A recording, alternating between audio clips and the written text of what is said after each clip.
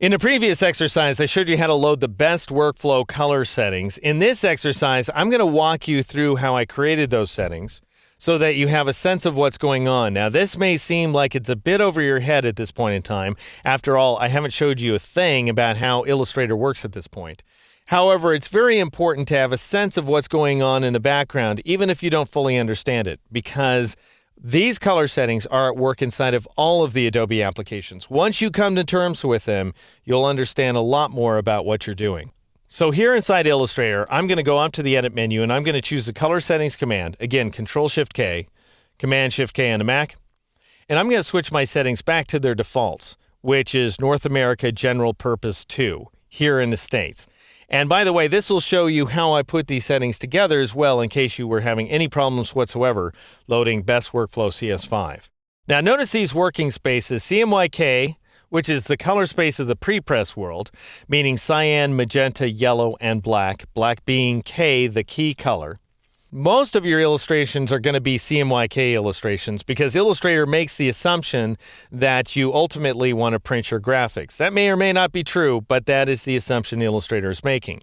RGB would be red, green, blue, the color space of your screen, and that's the color space for web graphics and so on as well. Also, if you intend to print your artwork locally, meaning to a printer that's hooked up to your computer or somewhere in your home or office, it's a color composite printer such as a color inkjet printer or a color laser printer or the like, then you typically want to work in RGB as well.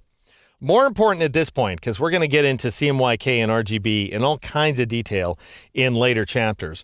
More important for now is that you understand that these are fly-by-night spaces, meaning that they are device dependent. A CMYK graphic that you output on one device might look altogether different from that same CMYK illustration that you print on another device, just as an RGB illustration that you view on one screen is going to look quite a bit different than that same RGB illustration viewed on a different screen. So every device outputs CMYK and displays RGB differently.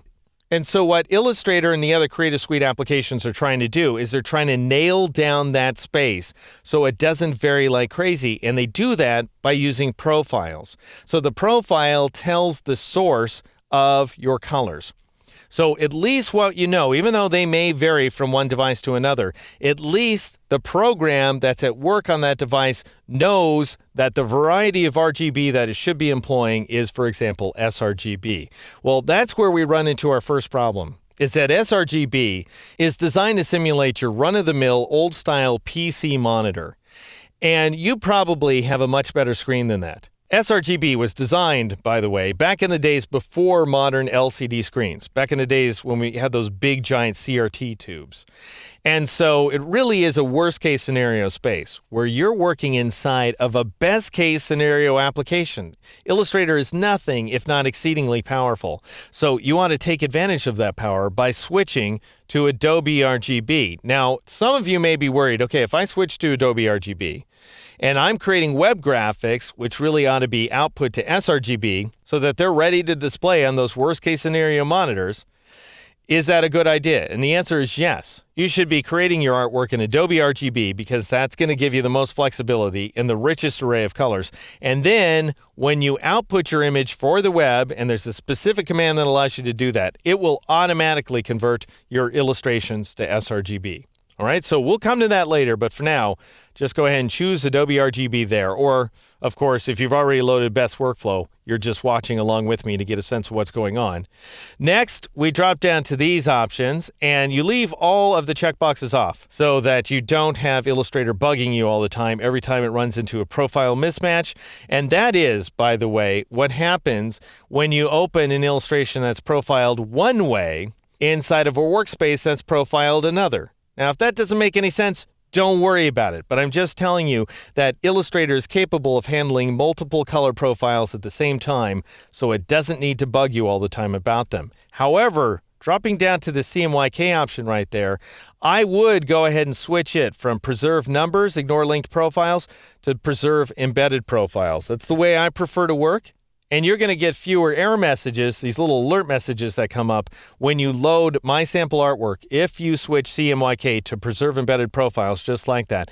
However, You may go ahead and see alert messages when you open your old graphics.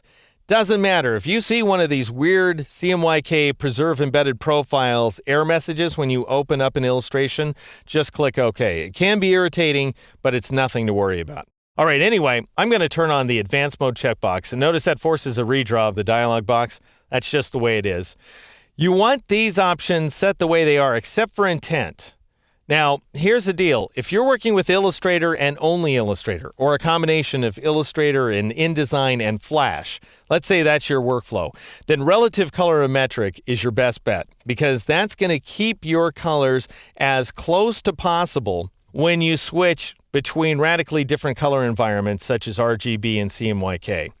So what Illustrator is going to do is it's going to try to find the closest color equivalent to every color inside your graphic and switch over to that equivalent, which sounds like a great thing, by the way. That's going to keep your colors as close as humanly possible to looking the way they looked in RGB, say, when you switch over to CMYK, or the way they looked in CMYK when you switch over to RGB. However, what you may find happens is your gradients exhibit a little bit of banding or stair-stepping, and you may see similar problems inside your continuous tone photographs. If you tend to work with a lot of photographic images or Photoshop in general, then I recommend you switch away from relative colorimetric and switch to perceptual, which is generally your better bet for smooth color transitions.